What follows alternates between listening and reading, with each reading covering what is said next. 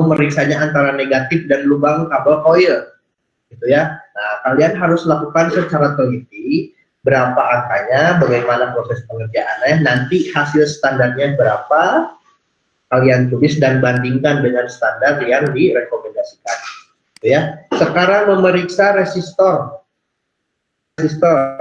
Nah, di sini sudah ada ya memeriksa resistor. Nah, ini hasilnya harus berada pada kisaran angka 1,1 sampai 1,3. Jangan lupa ya, selektornya harus kalian coba terlebih dahulu untuk dikalibrasi supaya hasilnya nggak error. Pemeriksa kebocoran antara terminal positif dengan negatif body. Ya, ini harus tidak terhingga, dalam arti tidak bergerak. Ya, kalau tidak terhingga itu tidak bergerak. Kalau tidak bergerak berarti tidak terjadi kebocoran atau groundness. Hasilnya harus no conti, ya, jadi tidak ada arus yang mengalir pada body. Nah, itu untuk pemeriksaan dari kualitas koil, baik primer, sekunder, pemeriksaan resistor atau pemeriksaan kebocoran dari arus. Nah, sekarang kita lanjut. Nah, kalau misalkan nanti ada pertanyaan untuk bagaimana proses atau bagaimana fungsi, bagaimana cara kerja, nanti kalian bisa baca di sini. Siapkan untuk kalian pelajari. Nah, ini khusus untuk platina ya. Nah, di sini juga sudut duel. Sudut duel itu apa? Gitu ya. Sudut duel adalah besarnya sudut yang menunjukkan lamanya kotak memutus arus. Gitu ya. Terus ada apa lagi? Nah, ada pemeriksaan penyetelan duel ya. Nah, ini kalian nanti pelajari sebagai persiapan ya. Nah, adapun ini, nah ini cara pemeriksaan dari kabel, melepasnya juga harus benar gitu ya. Nah, ini proses cara pemeriksaan tahanan pengukurannya seperti ini. Hasilnya kurang lebih harus 25 kilo ohm ya. Nah, terus pemeriksaan celah businya juga. Nah, ini pemeriksaan celah busi. Businya ada berapa kategori? Ada busi dengan elektroda menonjol dan ada busi dengan ujung platina. Ada juga nanti pertanyaan ya, ada berapa misal jenis busi? Ya, ada busi yang iridium atau busi yang kualitas dingin, ada busi kualitas panas gitu ya. Nah, itu tolong dipelajari supaya menjadi catatan untuk kalian. Nah, ini untuk mengukur dan menyetel celah busi ada alatnya ya, ada alatnya yang disebut dengan wear gitu ya. Ini untuk pemeriksaan celah busi. Tapi kalau misalnya ini enggak ada, kalian bisa lakukan pemeriksaan dengan menggunakan filler ya, filler gauge. Nah, kualitasnya juga kualitas busi yang bagus yang seperti apa? Normal, ini yang karbon berlebih, ini yang terbakar oli, ini yang ada depositnya gitu ya. Nah, ini sebagai referensi untuk kalian nanti pelajari. Gitu ya. Nah, sampai situ dulu, Bangga, boleh kalau Anda yang ditanyakan, silahkan.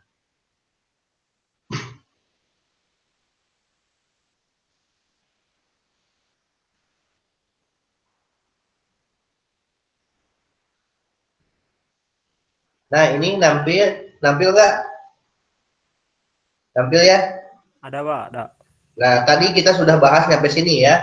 Nyampe standar sekunder koil. Nah, tadi dijelaskan celah busi bagaimana meriksanya ya, tahanan kabel busi sudah disampaikan, kabel koil bagaimana meriksanya, tahanan primer koil juga, tahanan sekunder koil sudah dijelaskan. Nah, sekarang memeriksa keadaan baterai ya. Sudah kalian pelajari juga baterai itu adalah berfungsi sebagai sumber arus ya, sumber arus pada saat kendaraan sebelum dihidupkan.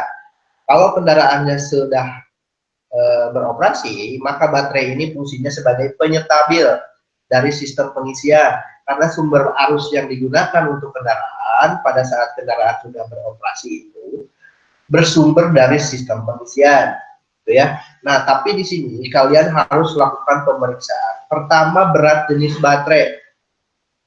yaitu hidrometer, gitu ya. Alat yang digunakannya hidrometer, ukurannya berapa? Nanti di sana ada ukurannya, ada parameternya, ada yang warna putih, ada yang warna hijau, ada yang warna merah, gitu ya. Kalau yang hijau masih bagus, kalau yang putih kurang setrum, kalau yang merah sudah tidak layak untuk digunakan. Ukurannya berapa? 127 ya. 1275 ya, 1275 untuk berat jenisnya. Nah, ini untuk tegangannya. Nah, tegangannya kalian jangan sampai nanti pas pemeriksaan kalian salah menggunakan multitester atau dari alat pengetesannya ya. Alat pengetesannya harus diperiksa dulu skalanya. Skalanya harus berada pada angka 25 ya, pada angka 25 atau lebih besar dari angka 12 volt. Nah, kalau untuk pengukuran tegangan ini kalian boleh tidak melakukan, karena walaupun dikalibrasi pasti jarumnya tidak akan bergerak kalau misal selektornya sudah benar pada posisi yang akan dipakai, gitu ya. Nah, yang ketiga di sini ketinggian air baterai. Kalau misalkan baterainya yang ada di kendaraan baterainya tipe baterai kering, nanti akan disediakan oleh workshop yaitu baterai yang menggunakan air elektrolit, gitu ya. Jadi kalian tetap harus melihat, memeriksa ketinggian air baterai berada pada level apa, berada pada level low atau berada pada level full. Ya, minimalnya berada pada tengah-tengah level antara full dan low, gitu ya. Nah, itu untuk ketinggian air baterainya.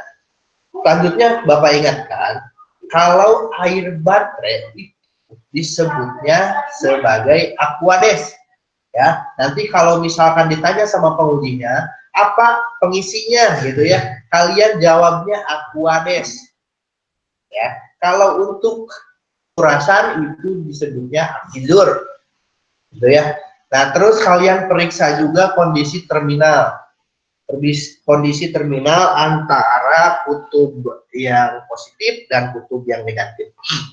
Nah, keadaannya bagaimana? Apakah berkarat, apakah korosi, gitu ya. Kalau misalnya kotor kalian bersihkan, kalau misalnya rusak kalian catat di sini. Apakah masih baik atau sudah jelek? Ya, nanti kalian harus simpulkan kondisi baterainya. Nah, yang selanjutnya yang ke berapa ini? 1, 2, 3, 4, 5. Nah, yang kelima adalah kondisi bodi baterai. Bodi baterainya apakah bocor, apakah retak, apakah terganggu oleh komponen lain, gitu ya. Nah, di sini. Yang keempat di sini pemeriksaan dari pemeliharaan sistem bahan bakar. Ya, yang pertama saringan udara. Nah, saringan udara. Yang kedua adalah fuel pump relay. Nah, nanti Bapak akan berikan referensinya untuk kalian, catatan bagaimana cara pemeriksaan fuel pump relay. Yang selanjutnya ada fuel pump dan fuel filter. Nah, kalau fuel pump dan fuel filter untuk kendaraan yang Avanza ini tidak terlihat ya, karena posisinya berada di dalam fuel tank. Nah, kalau misal bagaimana cara pengetesannya? Kalau misalnya kalian on kunci kontak, gitu ya, kalian on kan kunci kontaknya, dia harus bunyi. Berapa saat dia harus berhenti. Nah, berarti dia mengisyaratkan bahwa fuel pump ini masih bekerja. Tapi kalau misalkan kalian on kan kunci kontaknya lalu tidak ada reaksi apa-apa, maka itu kemungkinan ada yang terjadi troubleshoot. Ya, baik dari fuel pump relay-nya, ataupun dari wiring diagramnya, ataupun dari screen-nya. Yang selanjutnya ada selang bahan bakar. Nah, ini kita periksa selang bahan bakarnya apakah ada kebocoran atau tidak. Gitu ya. Nah, di sini. Yang kelima. Nah, ini yang kelima. Yang kelima yaitu sistem pendingin. Nah, kalian harus lakukan pemeriksaan sistem pendingin ini dengan hati-hati ya. Kalau tidak hati-hati, tergesa-gesa, nah, nanti akan malah menjadi sebuah kerusakan ya, ya. Nah, di sini ya, tegangan fan belnya kurang lebih 10 kilo. Ya, dengan pengencangannya 10 kilo, maka regangannya harus berada pada 3 cm. Jadi kita sediakan dari itunya cara alat untuk pemeriksaannya dan juga jidarnya ya, juga jidarnya. Terus tekanan kebocoran radiator. Yang ini ya. Yang kedua, tekanan kebocoran radiator hose ya dan water pump. Nah, ini nanti alatnya disediakan yang disebut dengan radiator cup tester. Nanti Bapak berikan video visualnya ya.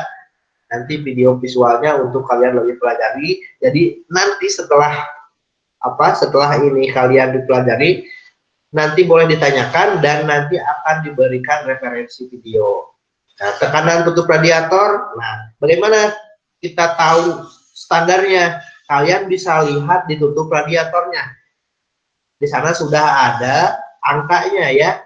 1 PSI atau 2 PSI, tapi biasanya di sana ada tulisan 0,9 ya, 0,9. Jadi kalian pas melakukan pemeriksaan tidak boleh lebih dari itu gitu ya. Tapi kalau misalnya kalian sebelum sampai pada angka itu jarumnya tetap tidak mau bergerak, nah, itu harus kita antisipasi apakah memang sudah terjadi troubleshoot ya pada tutup radiatornya gitu ya, atau sudah terjadi kerusakan. Bisa kalian lihat misalnya sealnya sudah robek gitu ya, sealnya udah nggak ada gitu. Yang selanjutnya kondisi reservoir. Nah, ini juga penting kalian lakukan pemeriksaan kondisi dari reservoir ini, kondisinya harus tetap terisi gitu ya. Nah, pengetesannya dengan melakukan multitester. Itu untuk yang keenam. Melakukan pemeriksaan multitester itu untuk pemeriksaan perbaikan engine manajemen. Nah, ini sebenarnya ya, ini sebenarnya yang memang cukup sulit ya. Ini yang cukup sulit, tapi kalau yang pernah ikut uji kompetensi LSK ini sudah ada gambaran ya, bagaimana cara memeriksa fuse FI itu ya, berapa ohm atau berapa ampere. Nah, terus ada FI main relay berapa volt, berapa ohm, injektor pemeriksaannya. Nanti lembar kerja ini akan di-share ke kalian ya, nanti pelajari, cari referensi sebanyak-banyaknya supaya nanti jadi timbul pertanyaan. Yang mana yang belum ngerti, yang mana yang belum paham, yang mana yang belum kalian dapat dari referensi itu. Nanti boleh ditanyakan gitu ya, boleh di WA ataupun via pesan yang lain. Yang selanjutnya di sini ada pemeriksaan sensor. Nah, pemeriksaan sensor di sini ada beberapa komponen sensor yang harus kalian periksa. Yang pertama, manifold absolute pressure. Ini juga harus kalian periksa. Ada mass airflow sensor, position sensor, ya. Terus ada intake air temperatur, ada crankshaft, ada camshaft, gitu ya. Ada engine coolant. Nah, tetapi kalau kalian tahu bagaimana cara pemeriksaannya, sebenarnya kalau misalnya yang trouble atau tidak, kalian sudah bisa lihat di lampu milnya ya.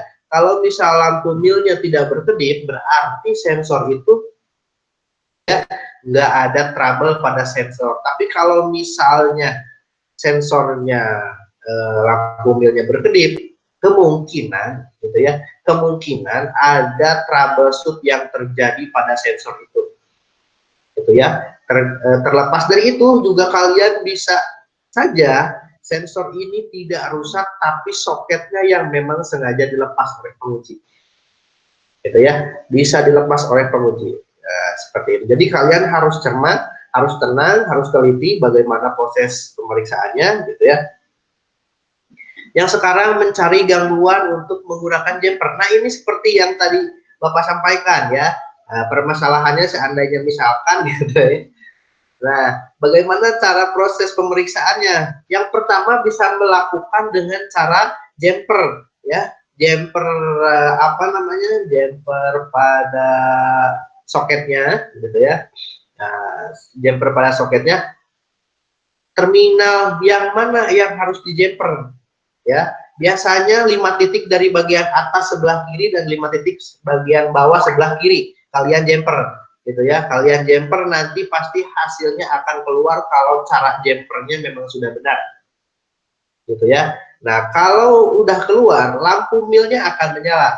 Nah, khusus untuk Avanza, kalau lampu milnya tidak berhenti berkedip, berarti hasilnya dia baik-baik saja, ya. Kalau berkedipnya dia ada jeda, berarti kemungkinan dia sedang membaca kode kerusakan sensor, gitu ya. Nah, yang selanjutnya menggunakan scan tool. Jadi kamu akan dihadapkan pada dua pekerjaan yang menggunakan alat spesial tool ataupun dengan menggunakan manual, ya, atau yang disebut dengan jumper. Nah, ini untuk menggunakan scan tool. Nah, itu ya. Ada dua tipe scan tool yang kita punyai. Ada yang scan tool yang memang dikerjakan langsung, gitu ya. Ada yang menggunakan handphone, gitu ya. Yang menggunakan handphone dengan WiFi atau dengan Bluetooth. Ya, tunggu sebentar ya. Sorry.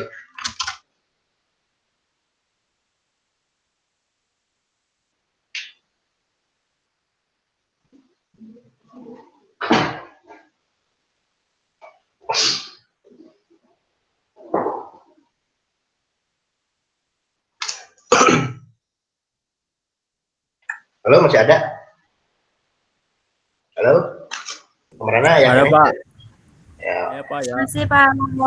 Ya, gitu ya. Nah, jadi kalau untuk kalian yang kemarin sudah pernah ikutan,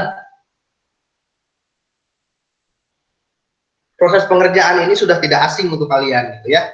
Apalagi yang sering, yang pernah belajar sama Bapak juga pernah Bapak sampaikan bagaimana cara untuk menjumper, bagaimana pemeriksaan dengan menggunakan scan tool, gitu ya. Untuk menggunakan scan tool itu ada beberapa item yang dituntut kalian harus bisa. Pertama, memasang konektor scan tool, ya. Di mana posisinya kalian harus tahu, gitu ya. Biasanya kalau Avanza itu berada di bawah setir, ya, berada di sebelah kanan atau sebelah kiri dalam. Nah, itu untuk khusus Avanza, Xenia, gitu ya. Itu soketnya sama, 16 pin. Gitu ya. Yang selanjutnya membaca trouble DTC. Nah, kalian boleh di searching di YouTube untuk referensi. Kalau yang misalkan manual atau yang sudah memang ada spesial toolnya, bisa kalian jadikan referensi video pemeriksaan dengan menggunakan scan tool yang Lance, ya, Lance 350, Lance 351, ya, itu sama, hampir sama pengerjaannya seperti yang kampus punya, gitu ya. Kalau yang menggunakan scan tool yang menggunakan handphone, bisa kalian jadikan referensi. YouTube juga banyak itu yang menggunakan aplikasi Motodata, gitu ya. Prosesnya gimana, gitu ya. Nah, memasang konektor yang pertama, yang kedua membaca trouble atau DTC, yang ketiga harus menghapus dari riwayat kerusakan, ya. Bagaimana cara menghapus riwayat kerusakan dengan menggunakan aplikasi? Menggunakan aplikasi, proses penghapusan riwayat kerusakannya itu bisa dengan mencabut negatif baterai pada saat keadaan kunci kontak off, gitu ya. Jangan pada saat kunci kontak on, menjaga terjadinya short arus pendek, ya. Short arus pendek nanti akan malah berbalik pada ECU, gitu ya. Yang selanjutnya menghapus memori DTC. Nah, memori DTC itu kalian harus lakukan dulu perbaikannya. Kalau kalian tidak lakukan perbaikannya, sampai kapanpun DTC-nya pasti akan tampil, ya. Kalau kamu hanya di RS, itu hanya akan hilang sekejap saja. Tapi kalau kamu matikan untuk kendaraannya, terus kamu on-kan lagi, DTC-nya pasti tetap akan keluar, gitu ya. Nah, yang selanjutnya membaca curan data. Nah, curan data teh naon sih, Pak? Itunya curan data yaitu prestasi, ya, prestasi kerja dari sensor ataupun dari komponen-komponen yang memang terbaca oleh scan tool, ya. Contohnya ETC, IAT, gitu ya. Terus membaca osiloskop. Nah, membaca osiloskop ini sama dengan membaca curan data, gitu ya. Sama dengan membaca curan data, tapi hasil yang keluarnya bukan angka, itu grafik. Ya, hasil yang keluarnya grafik kalau misal kamu membacanya osiloskop, gitu ya. Yang selanjutnya ada nomor 7. Pemeriksaan atau kontrol emisi gas buang. Nah, kalau cara pemeriksaan ini tolong kalian jadikan sebagai tugas, gitu ya, mencari referensi sebanyak-banyaknya ataupun cari materi lain sebanyak-banyaknya, bisa dari Google, itu bisa dari buku manual service, gitu ya. Kalian lakukan kajian teoritis bagaimana proses pemeriksaan dari karbon, gitu ya, ukuran karbon. Nah, ukuran karbon ini hasilnya adalah persen, ya, hasilnya persen, kurang lebih 1 sampai 5%. Kalau lebih dari 5% ke sana, itu kemungkinan sudah rusak, gitu ya. Tapi kalian harus tahu bagaimana cara pemeriksaannya, ya. Kurang lebih kendaraannya harus dioperasikan terlebih dahulu atau dilakukan idling terlebih dahulu kurang lebih selama 1 menit. Lakukan dari pemeriksaan kontrol emisi ini, gitu ya. Terus di sini ada nilai lambda, ya, nilai lambda. Nah, nilai lambdanya berapa dari hasilnya, ya. Nah, hasil readingnya berapa ppm-nya. Nah, terus kalian simpulkan di sini. Nah, kalau yang ini, karena kalian ada sebagian yang sudah mempelajari, ada yang belum, gitu ya. Kalau yang kemarin ikut ujian pasti udah sedikit ada gambaran untuk di sini. Tapi kalau yang belum pernah melakukan ujian, uji kom yang LSK, kalian bisa cari referensi, ya. Nah, kurang lebih ada 7 item nomor yang harus kalian kerjakan pada saat pemeriksaan tune up, ya.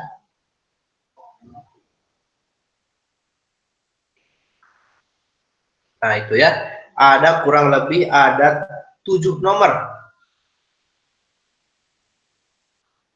Nah, sampai sana dulu, mangga bisa yang diteruskan.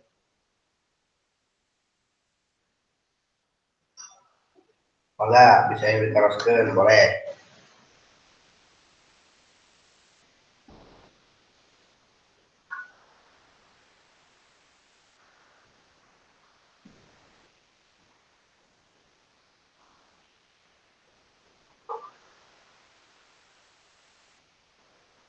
Oh, kamarana.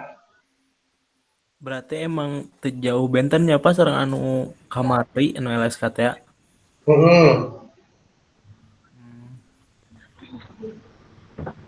Poin-poin nama anger eta gitu. Tapi ada sebagian yang hilang, contohnya pemeriksaan lampu kabin, gitu kan, pemeriksaan yang lainnya, gitu, yang memang hilang.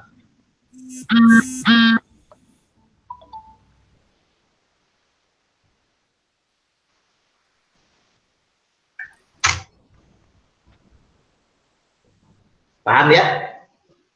Ya, Pak. Ya, ya, ya. Pak. Kumaha?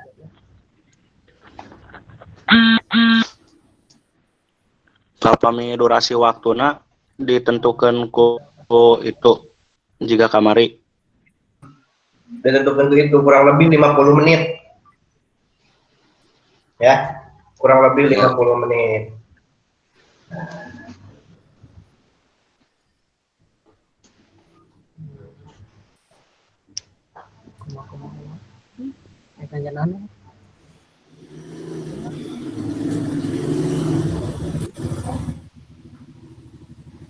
Paham ya?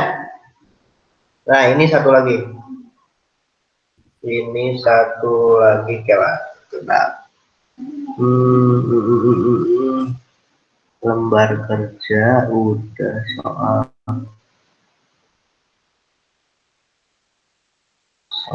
tes.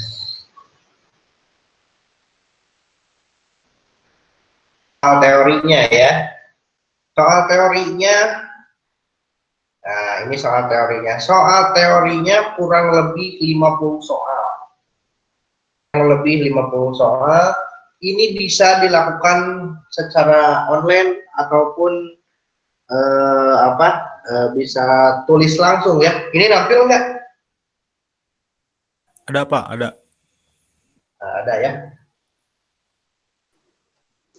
Nah, nampil. Tapi perbedaannya ya, perbedaan dari tes yang di yang di LSK dan LSP, kalau yang di LSP itu tidak ada remedial. Ya, tidak ada remedial. Jadi hanya satu kali pengerjaan.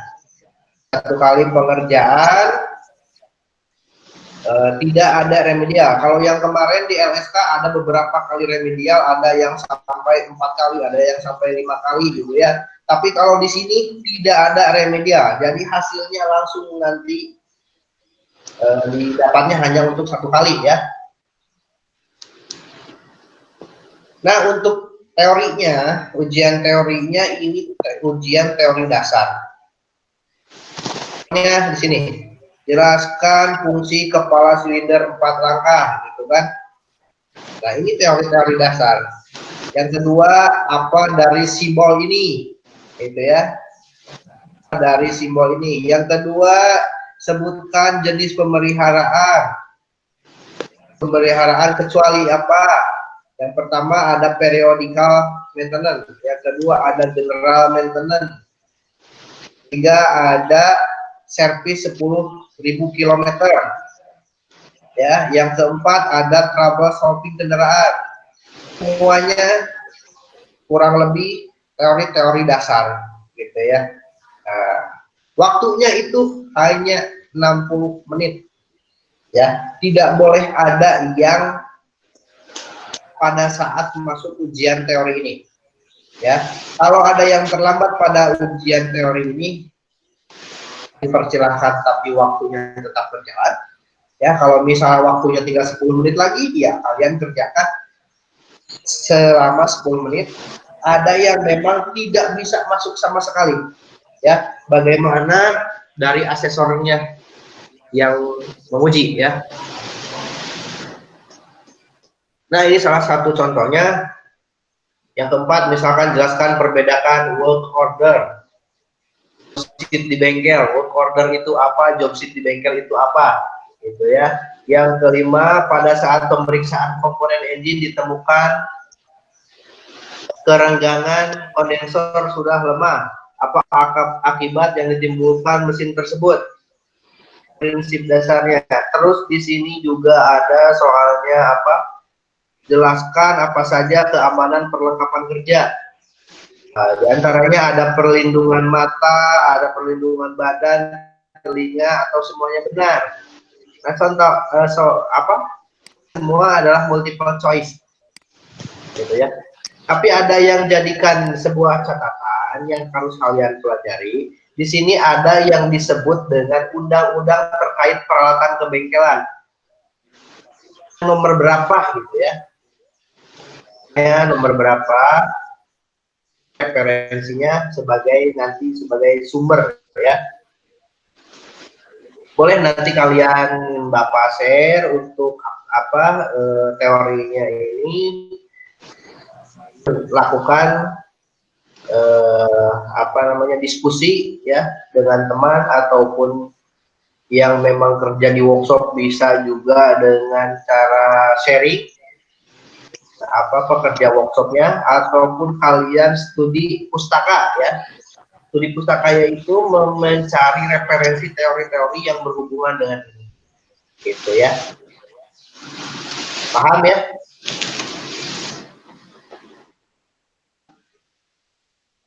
Ya Pak. Sok mangga aya nu diteruskeun deui teh.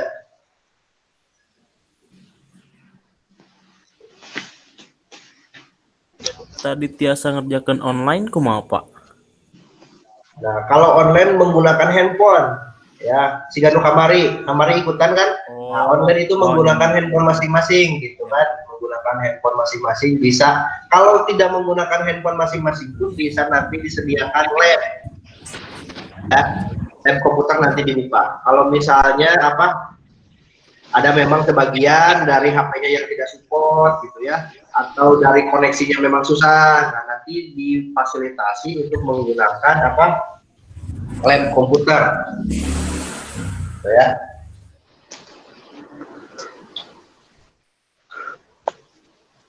Oh, ayo diteruskan dari itu.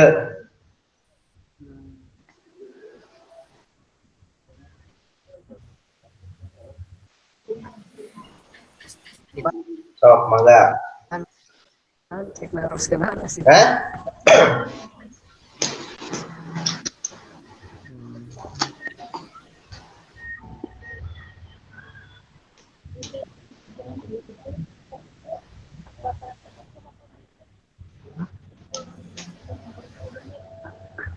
Iya mah, beda dulu baru.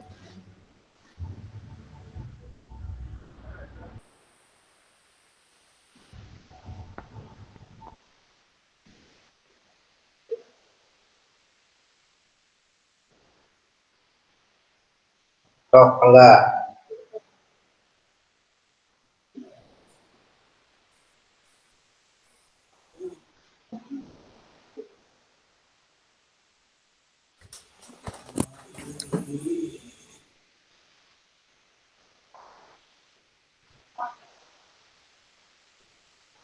Paham? Paham. Kalau paham, nanti Bapak beri rekomendasi untuk ini ya, untuk contoh dari job sheet dan contoh dari soalnya. Berikan rekomendasi untuk kalian pelajari, gitu ya. Ya. Nah, intinya dari proses pembelajaran ini, yang pertama kalian harus dilakukan yaitu pertama adalah K3 ya, keselamatan kerjanya. Keselamatan kerjanya yang pertama, yang kedua ketelitian ya, yang ketiga disiplinnya, gitu ya, disiplinnya, yang keempat ketepatan waktu ya. Kalaupun apa waktunya masih tersisa, kalian bisa lakukan pemeriksaan yang tidak ada di jobnya. Contoh, pemeriksaan dari apa lampu kepala, pemeriksaan dari lampu rem, gitu ya, pemeriksaan dari electric mirror atau aksesoris lainnya.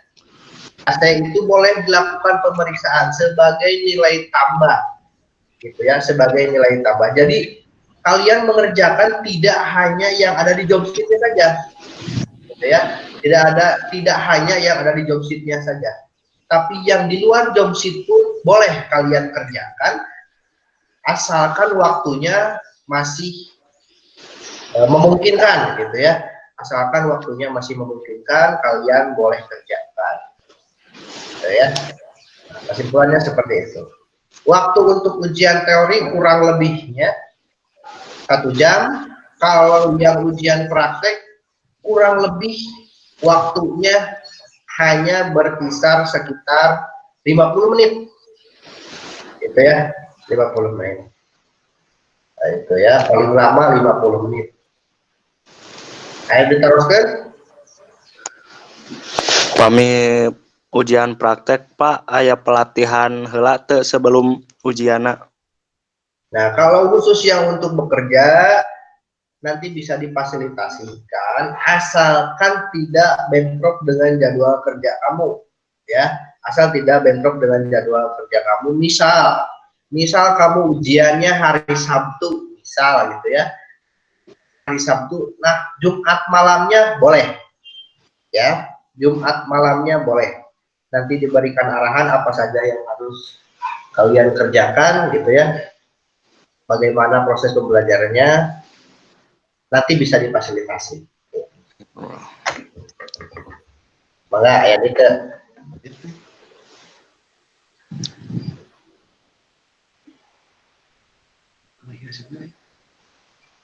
Jadi,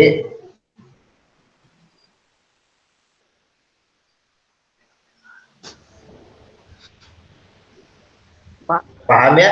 satu hari kan? Ya Pak. Kumaha? Kumandi? Lu? Pak pami uji kom katakan tentunya tanggalna apakah pihak kampus anu konfirmasi ka bengkel apa Baru kumaha? sama praktek 1 hari kan? Nanti akan diberikan, ya. Nanti akan diberikan surat rujukan ke tempat kalian bekerja. Ya, kalau yang misal tidak pada saat itu tidak bagian libur, gitu ya. Jadi nanti akan diberikan si pemberitahuan untuk perusahaannya. Oh iya Pak. Waktunya kurang lebih 2 hari antara Jumat Sabtu atau Sabtu Minggu, tapi biasanya dilaksanakan pada hari Sabtu untuk yang profesi belum bekerja, dan untuk hari Minggu untuk dilakukan yang sudah bekerja.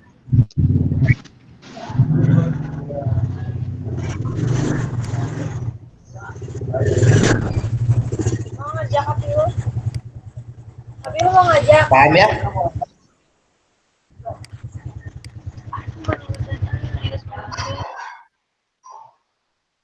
Paham? Ya. Iya paham Pak. Sebentar. Paham Pak. Hoyong absen heula ya, hoyong absen heula. Andi aya. Andi. Hadir. Terus Asep.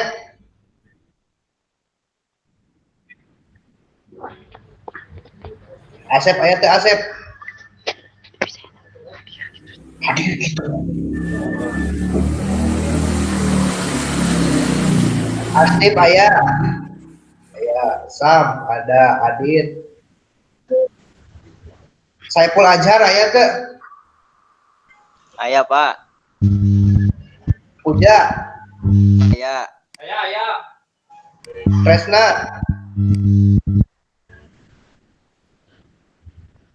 Sehari nusan ke absen. Andi, Aktif, Asep, Sam aya, Adit, Pajar naon Jar? Fajar Adi Hidayat, Isa Pajar Adi Hidayat hadir. Terus Hadi Ihsan Ihsan Khairul Azmi. Ihsan Khairul Azmi hadir. Hadi entos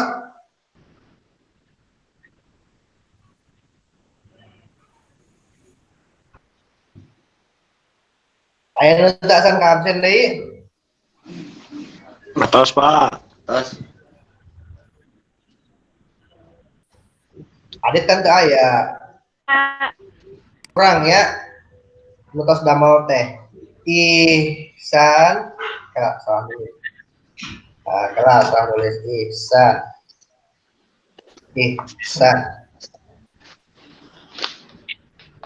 Ihsan Khairul Azmi, Pajar Hidayat, Tresna, Puja, Muhammad Saiful Azhar, Aditya, Sam, Astid, Asep, sarang Andinya. Ya, Pak. Oh, Tidak ada lagi yang ditanyakan. Bapak tutup dan untuk materinya nanti di-share ya. siap. Walaupun kita hanya bertatap muka hanya lewat video conference dari ini, tapi mudah-mudahan apa yang kalian pelajari bisa diberikan pemahaman oleh Allah Subhanahu wa taala, apa yang kalian pelajari diberi kepahaman, bermanfaat untuk diri kalian juga bisa diaplikasikan untuk orang lain. Terima kasih untuk pertemuan hari ini. Wabillahi taufiq wal hidayah. Wassalamualaikum warahmatullahi wabarakatuh. Salam. Nah, untuk selanjutnya sebagai arahan di luar pembelajaran tadi, Bapak berikan arahan bahwa tugas report dari hasil kerja OJT kalian harus segera dibimbingankan lalu dikirim ya. Iya, siap. Ya. Semuanya pasti itu dilupakan ya. Tapi itu wajib dikirim sebagai persyaratan kamu melaksanakan uji kompetensi. Ya. Ya, Pak. Wajib dikirim report pekerjaan kalian. Ada mau bimbingan lewat online boleh, kirim ke alamat email ya. Alamat emailnya Yopi Pena Vespa, yopi.fernando72@gmail.com ya. YOPENAVESPA72@gmail.com. Boleh kalian bimbingan secara online di sana. Ya, kalian kirim terus konfirmasi, nanti saya periksa terus dikirim ulang. Ya. Ya, Pak. Paham ya? Siap. Terima kasih untuk pertemuan kali ini. Wabillahi taufiq wal hidayah. Assalamualaikum warahmatullahi wabarakatuh. Waalaikumsalam. Waalaikumsalam.